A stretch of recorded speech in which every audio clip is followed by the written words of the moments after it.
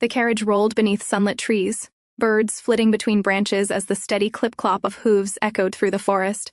Inside, the mood was far from peaceful. "You absolutely cannot make a scene this time, Alice, do you understand?" Chloe Verdier sat perfectly composed, hands resting on her cane, her voice calm but unyielding. Alice frowned. But the last soirée was unbearably dull. "I couldn't help it." She waved it off lightly. "And how was I supposed to know a few glasses of sherry would get me so tipsy? Anyhow, I'm sure this one will be much livelier, especially with you there." Chloe smiled, serene and controlled. "You really must behave yourself this time. This ball is hosted by none other than Duke Thisse," she said. "You must find yourself a potential suitor." Alice lowered her eyes. "I know. I'm well aware that my betrothal is the only thing that can save our family from drowning in debt." Her voice softened, almost wistful. "Still, I've always hoped to meet someone who would truly sweep me off my feet." Silence followed.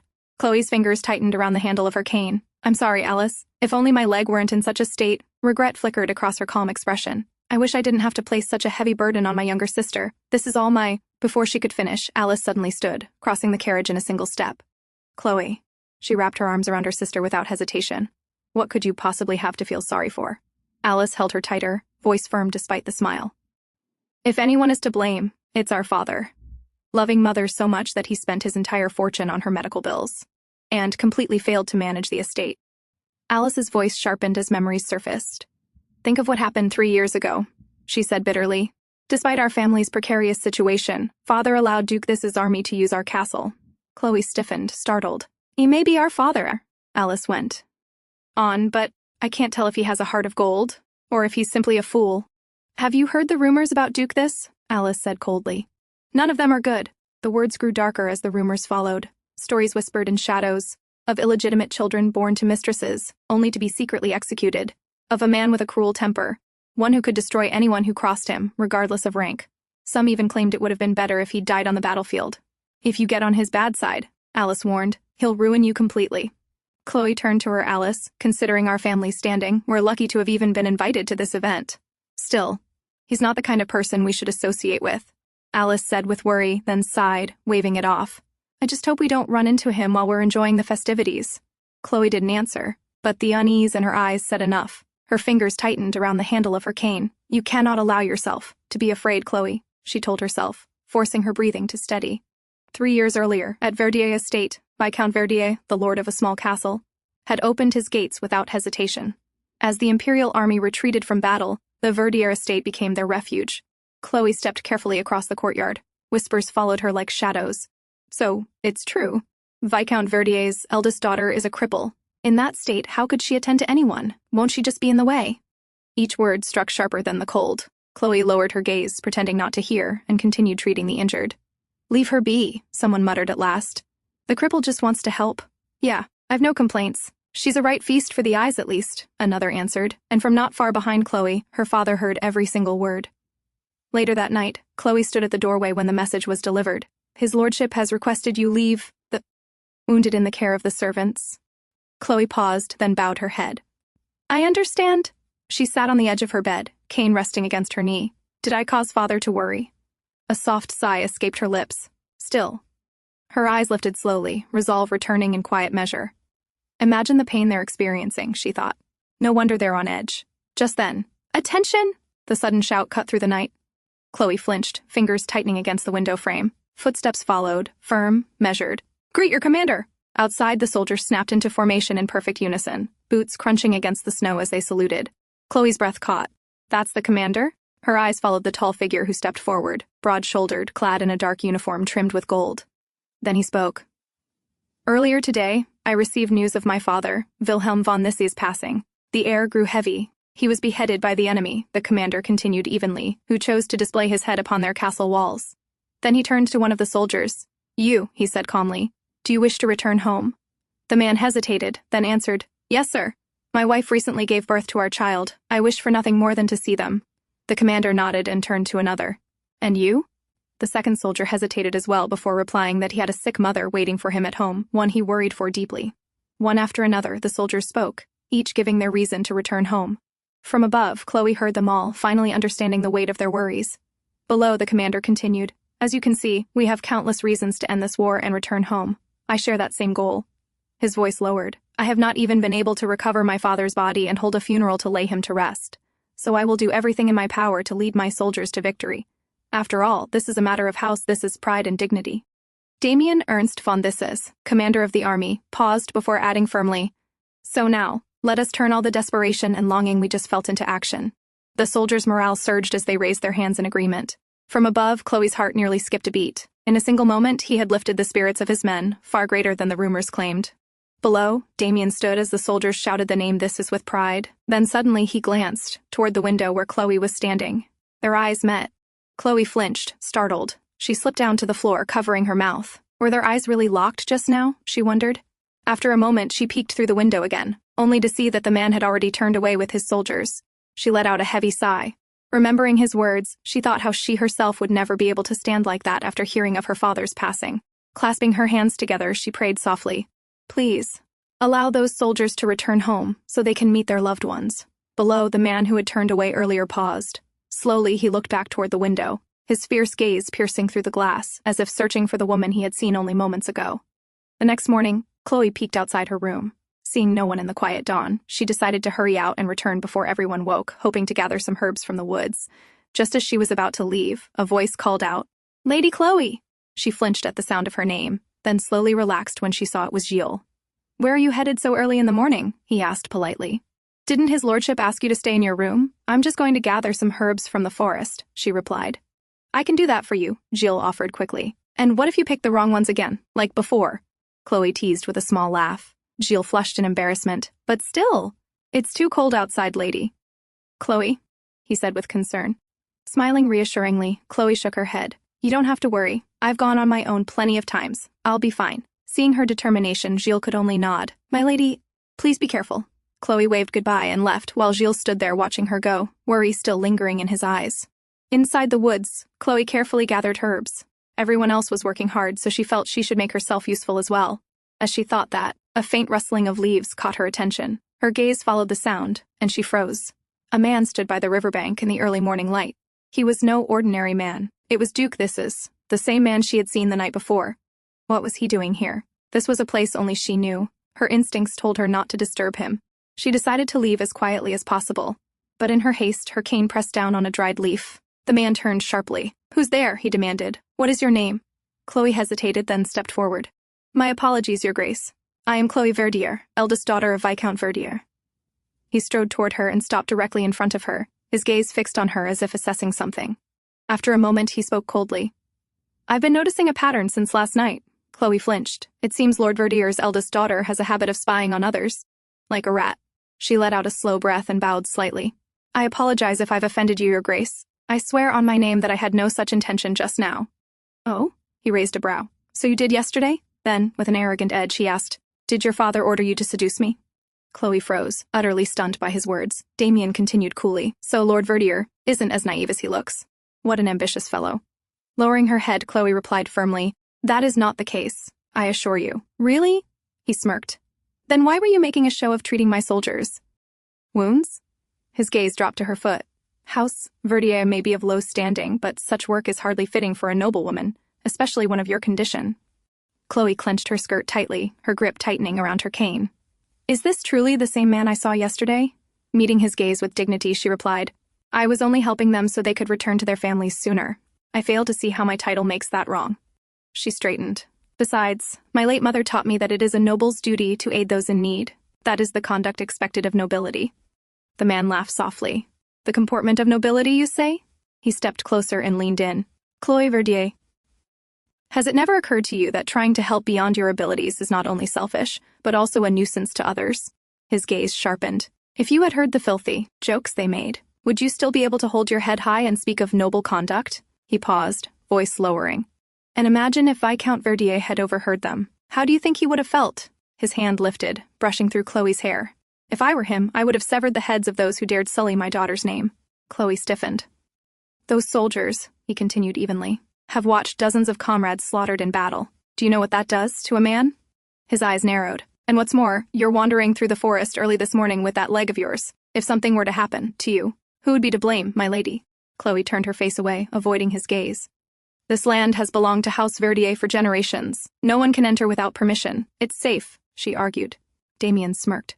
Safe, you say? Before she could react, he seized her cane. Would you still babble such nonsense if I did this? What are you doing? Chloe cried, reaching for it. In a swift motion, Damien turned and drove the cane straight through a snake's body, killing it. Instantly, there is always danger lurking in the forest, my lady, he said calmly, so don't be reckless. He straightened and handed the cane back. It's damaged, but you should still be able to make it back to the castle. No, thank you, Chloe replied politely. Damien laughed lightly. I see you have a bit of a temper. That's unexpected. He crouched and reached toward her foot. Let me examine your leg. Is it hereditary? Chloe frowned sharply and pulled back. Why must you be so rude? She snapped. He sighed, rising to his feet. You're too sensitive. I merely asked a question, yet you mistook it for an attack. Then, calmly, allowing your emotions to prevail will only lead to defeat, Lady Chloe. She lifted her chin. I am not a soldier, Your Grace. I do not fight wars. Well, Damien replied. Life itself is a war, especially for someone like you. Chloe frowned. He truly was a devil. She had been completely wrong about him. Clenching her skirt, she spoke firmly. Your Grace, there are two things I wish to say. First, regarding the cane you damaged, I would like a replacement. Damien smiled. No problem. I'll speak to the woodmaker as soon as I return to the barracks. No, Chloe interrupted. She met his eyes. I want a cane made from the birch trees that grow on this estate. Damien's brow furrowed. It was an unusual request. Chloe continued, I heard yesterday that you intend to return victorious from this war. Damien smiled and slowly raised his hand, playing with her hair. My lady, what if I were to give you something even better? She looked at him carefully, searching for his intent. It seems your father definitely wants something more, he added coolly. Chloe understood at once. She pushed his hand away. And that brings me to my second point, she spoke steadily. If my father has ever praised his daughters in front of you, it was purely out of fatherly love. Though he adores us, he is not a fool who would forget that House Verdier stands far below House this in rank, she continued without wavering. You are not the only one who would prefer not to be involved with an impaired woman. The same is true of all men. I am well aware of that. Damien frowned. Why not save such self-disparagement for your journal, he advised. No, Chloe replied, turning away. There is no disparagement in truth, she said as she began to limp forward. And I would like to make one thing clear. Though you are free to pity me, you have no right to assume I am unhappy, or that my life is a war. Behind her, Damien spoke again. Does that mean you're happy living as you are? If you believe that, then your life will never change. Chloe paused. After a moment, she turned back to face him. Yes, I am. Her voice was steady. Living a peaceful, unchanging life on the land where I was born for the rest of my days, that is happiness to me. After that, Chloe Verdier did not remember how she made it back after her encounter with him. All she recalled was how the cold of that early morning wrapped around her entire day like a snake. When she finally awoke, the man had already left with his soldiers. After that, a long time passed before she ever returned to the forest again. And now, 3 years later, Chloe Verdier arrived at Castle Rose of House Thisse with her sister. The castle was as extravagant as the rumors claimed. Built solely for the Duke's entertainment, it was meant to be used for only a single season. Chloe and Alice sat at a side table, quietly taking in the beauty of the castle, when a young man approached. You've arrived, Lady Alice, he said in greeting. He bent slightly and offered his hand. May I ask you for the next dance? Alice accepted with a smile and introduced Chloe to him. The man bowed respectfully, and Chloe returned the gesture. Feeling obliged, he seemed about to ask Chloe as well, but his eyes fell on the cane in her hand, and he hesitated.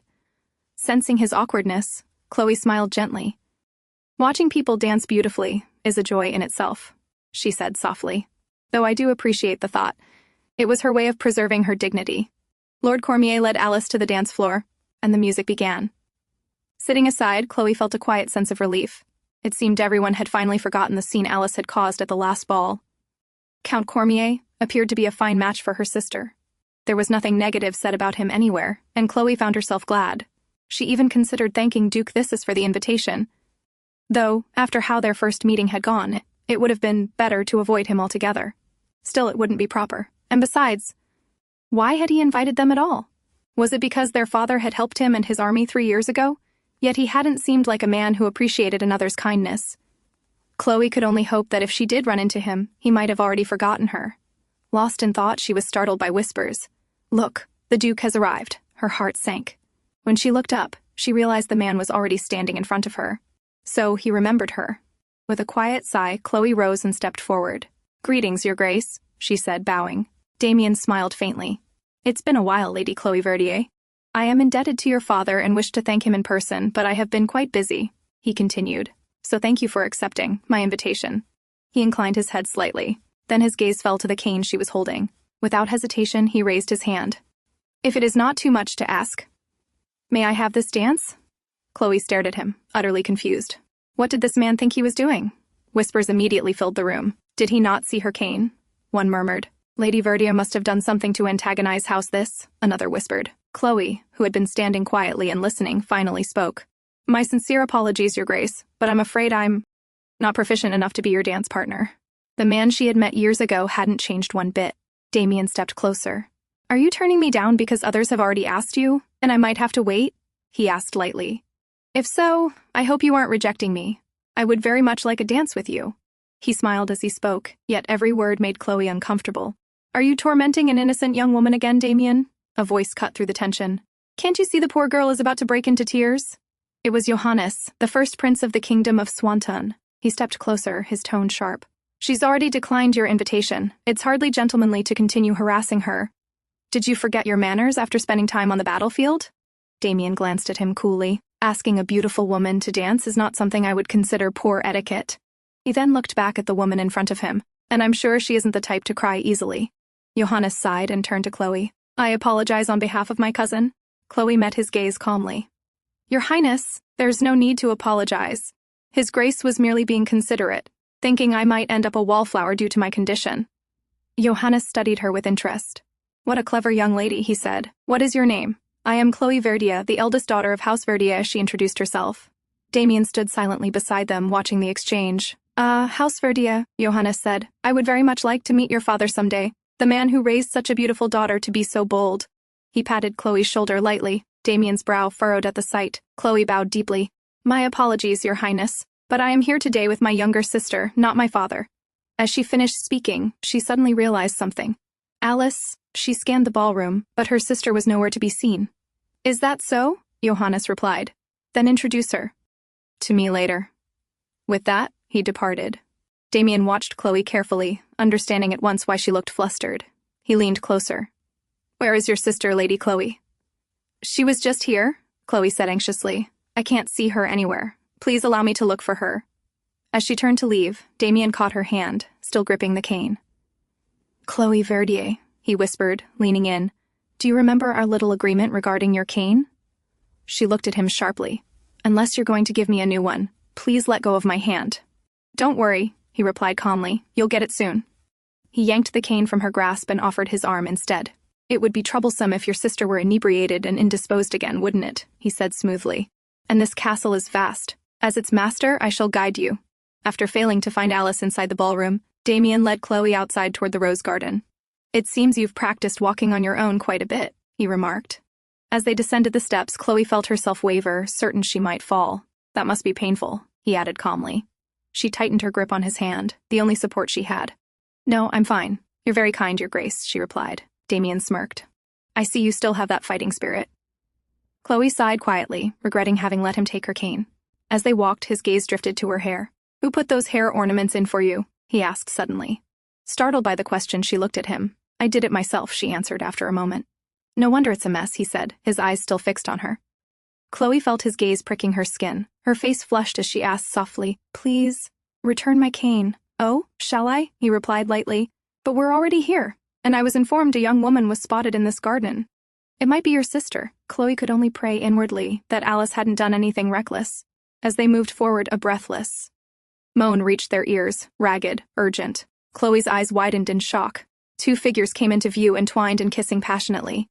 And one of them was her sister, Alice.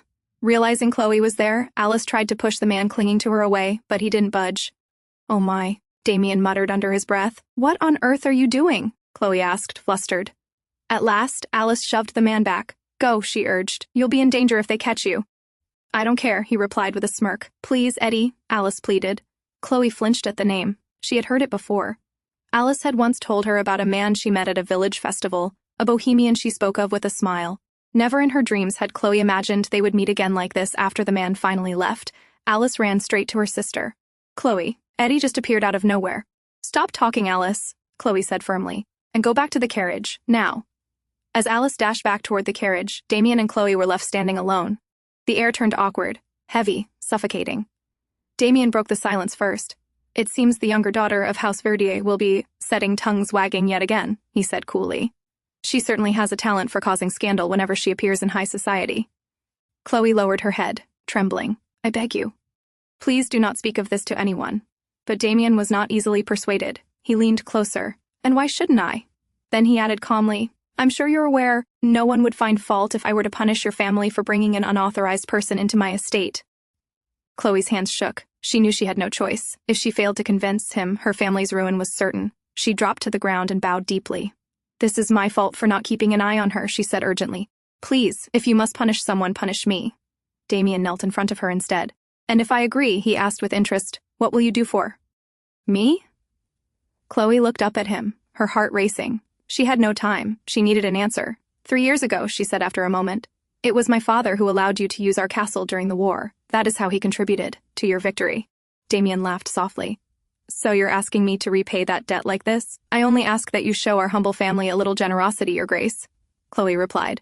But haven't I already repaid it? He said, rising to his feet. By inviting the two of you to this ball? His voice hardened. It is your sister you should blame for trampling over that generosity. So now, he added coldly, do you have anything else to say? Desperate, Chloe clung to his feet. If you could please forgive us this once, she pleaded. I will do anything you wish. Damien bent down, lifting her chin. Why are you doing this? He asked quietly. The noblewoman who once held her head high, where is she gone? He brushed his fingers along her cheek, clinging to my feet and offering to do anything for me. It doesn't suit you, Lady Chloe. He understood the reason behind her desperation. It was for her sister's marriage. To save their family, one of them had to marry into wealth. A marriage of convenience, he said thoughtfully. And what about your life, Lady Chloe? Do you not care what becomes of it? No, Chloe answered without hesitation. To me, happiness is seeing the people I love well cared for. And you're willing to do anything to achieve that? He asked. If it is within my ability, she replied. Damien narrowed his eyes. Interesting, he murmured. Then I'll have to think about what you might be able to do for me in return. He stroked her cheek once more, then straightened. Now go back to the Verdier estate, immediately. But His Highness said I should introduce Alice to him? Chloe began. Damien's voice cut through her words. Remember this, he said coldly. From this moment on, if you behave in a way that attracts the attention of Johannes or any other man, I will kill you and your family with my own hands. There is a limit to my generosity, he continued. Do you understand? Chloe froze. And one more thing, he added, leaning closer. I suggest you refrain from entering this area with men you do not trust. This garden, he said quietly, is frequented by lovers who come to satisfy their unbridled passions. Unless, he finished, you are hoping for rumors of a scandal between the two of us. With those final words, he turned and left. Chloe remained where she was. He was just as despicable as he had been during their first meeting. Biting her lip, Chloe stared after him, her thoughts bitter, her heart heavy. To His Grace, Chloe wrote a letter addressed to Duke Damien von Thisse. I hope this letter finds you well. 3 months have passed since my return from the city of Swan. There is now talk of marriage between my sister and the gentleman she met at the ball that day. I am well aware that this is the fruit of your Grace's generosity. After writing those words, Chloe paused. Is this a bit excessive? She wondered. When Gilles entered with refreshments, Chloe asked about Alice. She went out this morning and hasn't returned, Gilles replied. She's also been refusing food, saying her stomach feels unwell. Chloe sighed quietly, hoping her sister hadn't gone to meet that bohemian again. Lady Chloe, Gilles said hesitantly, if Lady Alice gets married, you'll become rather lonely. Chloe smiled gently. How could that be, Gilles? She replied. I'll still have you, won't I? Gilles nodded, his face turning slightly red. At that moment, the door opened. Chloe, my dear, Viscount Verdier announced, prepare yourself. Duke Thisse is coming to hunt on our estate. Chloe's hand trembled. Why now? Had he finally decided how she was to repay him? Soon after, Duke Thisse arrived with his attendants. Viscount Verdier stood at the entrance with his daughter to welcome them. Damien surveyed the surroundings and remarked casually, It seems you have fewer servants than before. Caught off guard, Viscount hesitated. The poor harvest had forced them to let many go, but he struggled to explain. Chloe stepped forward smoothly. Unfortunately, we received news of your Grace's arrival rather late, so the castle is still in some disarray. Nonetheless, we shall do our utmost to make your stay comfortable. Damien smiled and stepped closer. Then I shall hold you to your word, my lady. Later, they gathered for dinner. Viscount Verdier apologized for his younger daughter's absence. She has confined herself to her room, feeling indisposed. I hope it's nothing serious, Damien replied with a smile. Then his gaze shifted to Chloe. But what a pity, he added lightly. It seems this course is not to Lady Chloe's liking. Chloe lowered her eyes. I'm afraid it's simply the recent hot weather. I have little appetite. Then, perhaps, Damien suggested, it would do you some good to build more resilience outdoors. Oh, it's not that, Viscount interjected warmly. My daughter loves the forest. She's merely nervous in your Grace's presence. Is that so? Damien replied. Then she must be quite knowledgeable about the terrain. Yes, Viscount said thoughtfully. I recall she only fell ill once after returning from the forest. Come to think of it, it was around the time your Grace was staying here. It was the time of their first meeting. Seeing Chloe pale slightly, Gilles quietly filled her glass with water. Thank you, Gilles, she murmured. From the side, Damien noticed. If she's so fond of the forest, he said calmly, I would like to make a request. He turned to Viscount. That she guide me during tomorrow's hunt. Viscount's expression tightened. I'm afraid, your Grace. Chloe may be a hindrance due to her condition. If you allow, I could find someone else. I'd like to hear what she thinks, Damien cut in. He turned directly to her. Lady. Chloe, will you accompany me? Chloe understood at once. He already knew her answer. If your Grace permits an attendant to lead my horse, she replied carefully, I will be happy to accompany you. Damien smiled brightly. No, Lady Chloe, you shall be riding with me on my horse. After all, he added smoothly, I'm not accustomed to following behind others. And so, Chloe found herself standing at the entrance, prepared for the ride. Damien soon arrived astride his horse. She turned to Gilles. Gilles, will you hold my cane? He accepted it, worry clear on his face. Will you be all right, my lady? Chloe nodded. Behind her, Damien's brows furrowed slightly. As they rode together, Damien spoke casually. It seems you're quite familiar with that attendant of yours. You must be referring to Gilles, Chloe replied.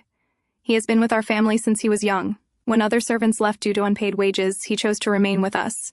To our family, Gilles is much more than an attendant. Damien suddenly pulled the reins tight. Hold on, my lady, he said. Then, with a hint of amusement, he asked, Now tell me, which direction? Left or right? Chloe flushed, startled by his closeness. Before she could properly answer, the horse surged forward. The ride left Chloe gasping for breath, clinging tightly, while Damien remained perfectly at ease. Looks like they've caught a deer, he commented lightly. Chloe knew he had done it on purpose. Was this his way of tormenting her? Whatever the reason, one thing was clear. This man was a devil. As she struggled to steady her breathing, a large hand suddenly reached from behind, covering her eyes. Breathe, Lady Chloe, Damien said softly. It's all over now. Everything will be all right. His gentle words were completely at odds with his earlier actions. That night at the dinner table, Chloe spoke first. We should call for a physician in the morning, she suggested. Your Grace has been wounded. What happened? Viscount. Verdier asked anxiously. Is your Grace badly hurt? Damien smiled faintly. Hunting on horseback was dull, so I gave chase on foot and was nipped. If it's only a small wound, Chloe should be able to stitch it, Alice said sharply, stabbing her food with her fork. Unfortunately, we don't have any anesthetic, so you'll have to bear the pain. Your Grace, we really should call a physician, Chloe insisted. Alice cut in immediately. Dozens of villagers have fallen ill, and there's only one doctor tending to them. We shouldn't monopolize his time over a minor wound. Damien smiled again. I suppose you're right. He turned to Chloe. Lady Chloe, would you mind taking a look after dinner? Viscount Verdier grew flustered. Your Grace, we shouldn't take this lightly. Please allow me to fetch the physician at once. Damien shook his head. When I was here before, Lady Chloe tended to my soldiers' wounds. I have faith she's excellent at her work. The Viscount beamed with pride. Oh, you remember that? From the corner of his eye, Damien glanced at Chloe. I haven't forgotten a single detail of the events that took place on these grounds, he said calmly. Chloe's face drained of color. What? Does this man truly want from me? Later that night, Chloe arrived at Damien's room with her medical tray. He was seated casually, reading a book. Please show me your wound, Your Grace, she said, standing before him. Why don't you look for it yourself? He replied calmly. I will, but first you must roll up your sleeves, Chloe said, taking a seat. He closed the book and turned to her. I'm sure you're capable of that much, Chloe. With all due respect, Your Grace, she replied steadily, it is not proper for an unmarried woman such as myself to touch a man's body. How old-fashioned, Damien commented. He tossed the book aside and began unbuttoning his shirt. But I suppose you're right. He finished unbuttoning his shirt and shrugged it off with casual ease. Lady Chloe, he added lightly, a teasing curve to his lips. I know it may be difficult to resist, but it would be best if you didn't stare. Chloe flushed instantly. She had never asked him to remove his shirt in the first place. Honestly, the audacity of this man. Calming herself, she stood and began cleaning his wound. "This may be painful," she warned. "No problem," he replied casually. "You may make me suffer as much as you like. Did you learn this from your physician?" "Yes," Chloe said while stitching carefully. "I learned medicine from him. But it's a different pursuit that's coming in handy now." "And what might that be?" he asked. "Embroidery," she replied seriously. Damien laughed. "I never regarded embroidery as a useful pastime." Then, abruptly, he asked, "Does your sister still have secret rendezvous in the dark?" Chloe startled at the sudden change in topic. "No," she replied. "Since that night, she's realized her mistake. Thanks to you, discussions of her marriage to Count Cormier are now underway. I'm very appreciative. Had I known my silence would be repaid with 3 months of silence from you," Damien said, leaning closer. "I would never have done you that favor." "I wrote many letters," Chloe answered hesitantly. "I never received a single one," he said sharply, "because I could never bring myself to send them," she admitted, lightly pushing him back. "And please, Your Grace, you're too close. Don't make excuses," he said quietly. "Tell me the truth, Chloe." She bit her lip, then pushed harder this time. "It's because you despise me. I know how unbearably repulsive you find me, so I hesitated. I didn't know how to repay you." She stood abruptly. "My apologies, but I finished what I came here to do. I should take my leave." In her haste, her cane slipped. The tray fell from her hands, and she lost her balance. Before she could fall, Damien caught her. She landed on the bed with a dull thud, him hovering above her. The air grew hot and heavy. Her eyes drifted to the wound she had just stitched. "Worried it might reopen," she said softly. "Your Grace, your arm.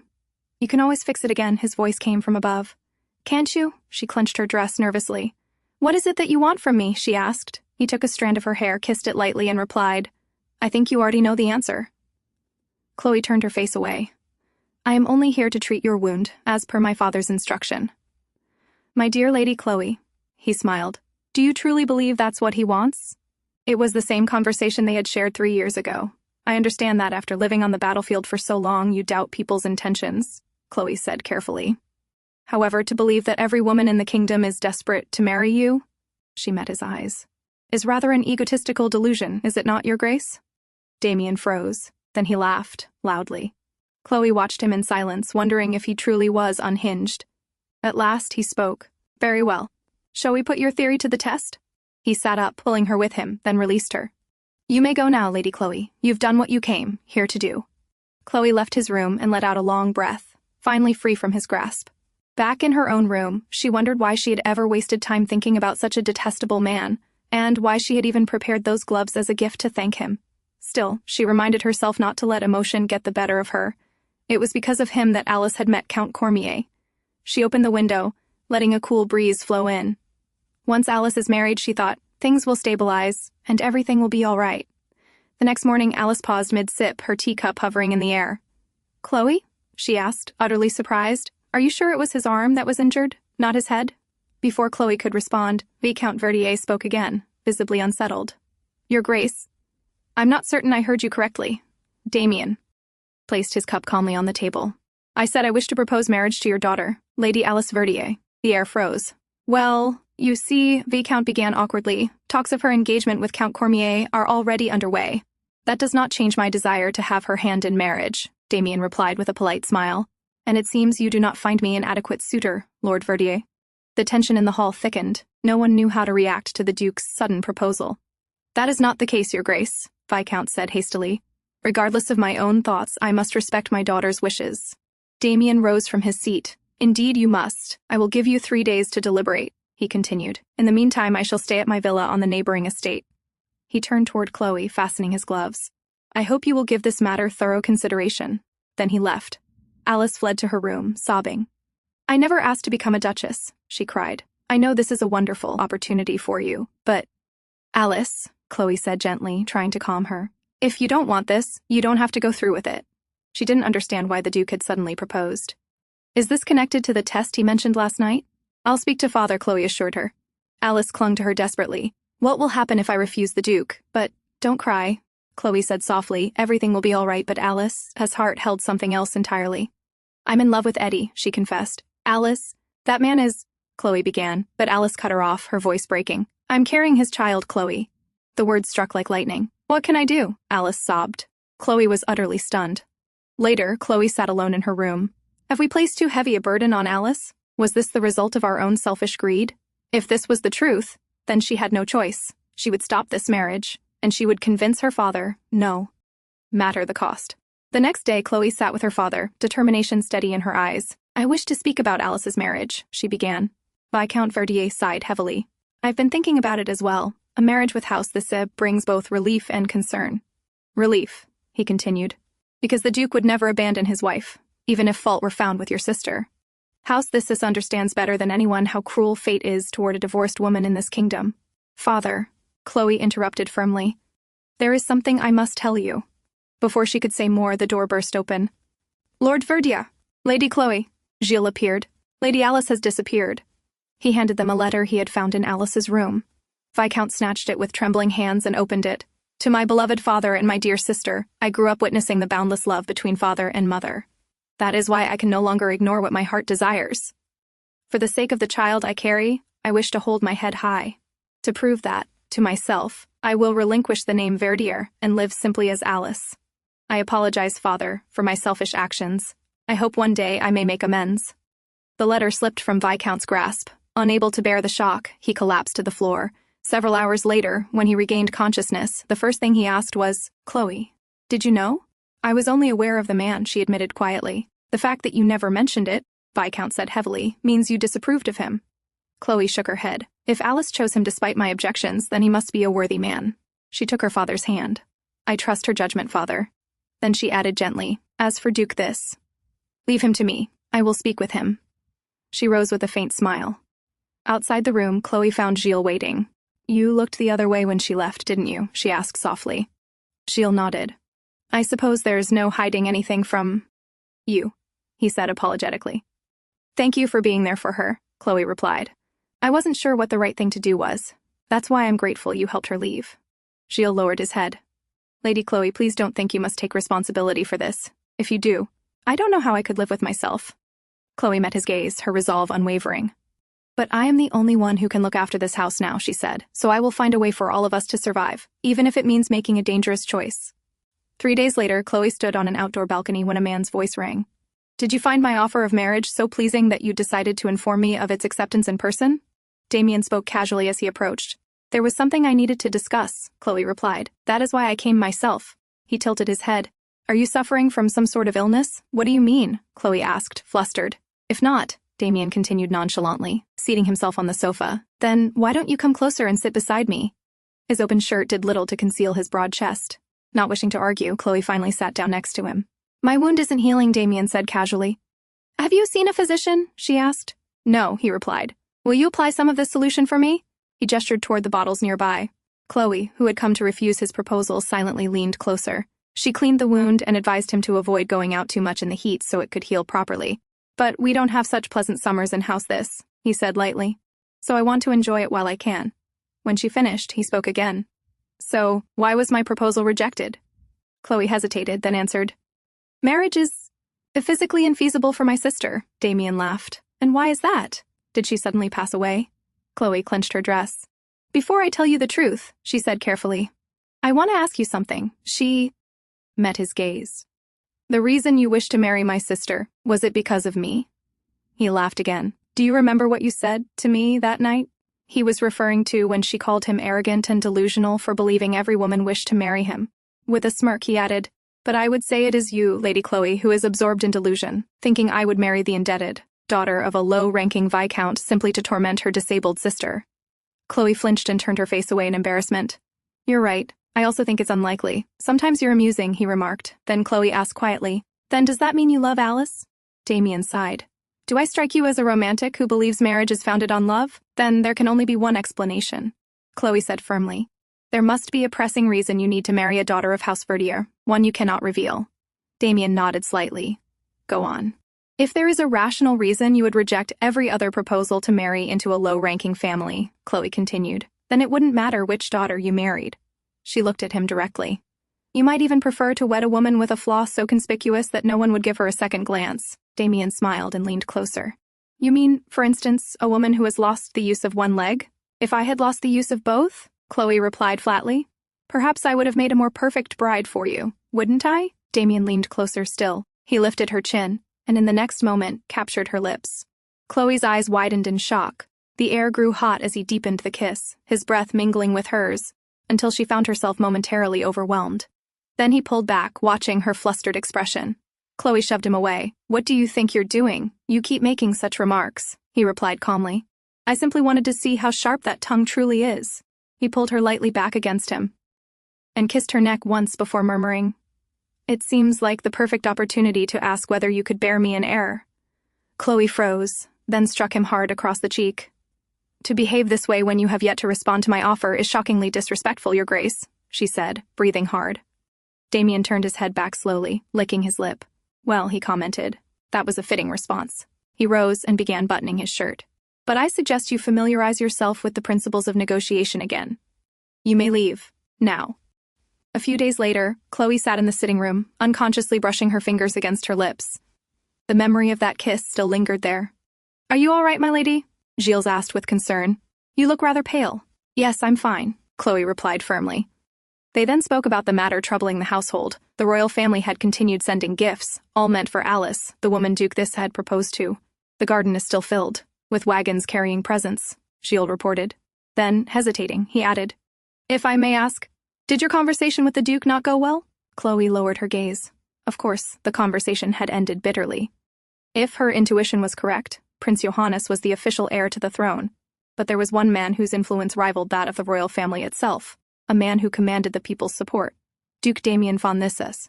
If such a man married the daughter of a low-ranking viscount, the royal family would surely welcome it. Damien knew this as well.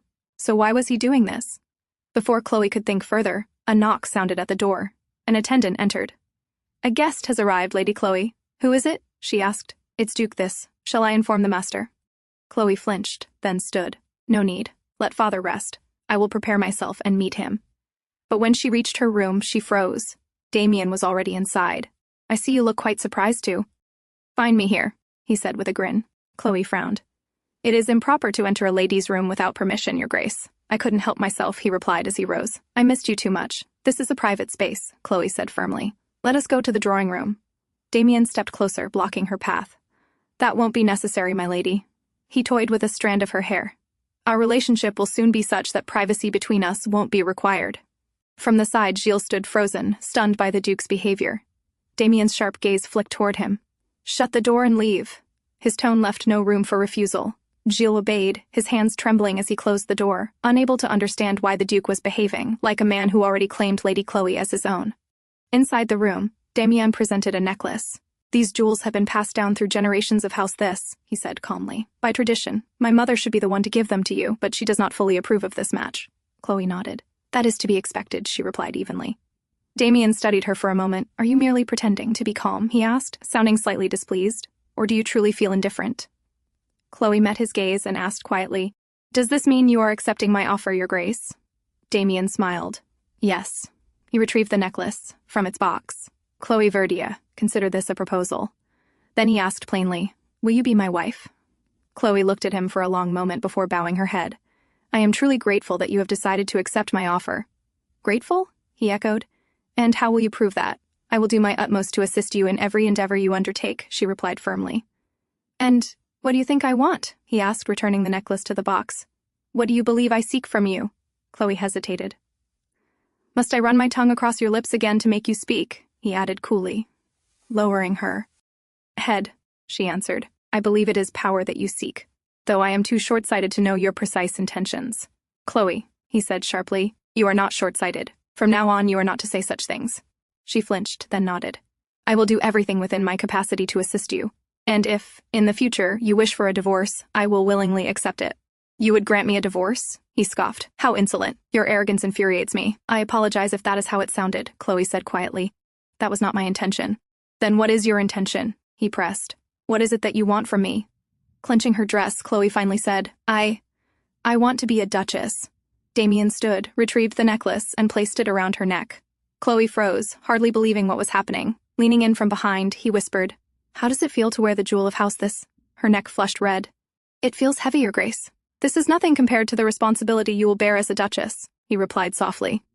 "Do you still wish to be my wife?" She turned slightly toward him and answered firmly, "I wish for nothing more than that right now." "I see," he murmured, brushing his thumb against her lips. "And have you given further thought to the principles of negotiation?" She nodded slowly. "Then tell me," he said quietly, What do you think I want at this very moment? Realizing there was no escape, Chloe grasped his collar and pulled him close, pressing her lips to his. He stiffened in surprise, then drew her in, deepening the kiss. Chloe closed her eyes, clutching her dress, his presence overwhelming, his tongue tangled with hers, insistent and unyielding, like the snake she had once seen in the forest. At last, she released his collar, her face burning. "Is this too much for you?" he asked. Unable to find her voice, she only nodded. He smiled. "You will have to grow accustomed to it. Things will only become more intense from here on, my dear wife-to-be." And in that moment, Chloe understood. She was now bound to this man for the rest of her life. And that's a wrap. Thanks for watching. Don't forget to like and share your thoughts in the comments. If you enjoyed this and want to be part of our growing community, hit join to support the channel. Take care and see you soon.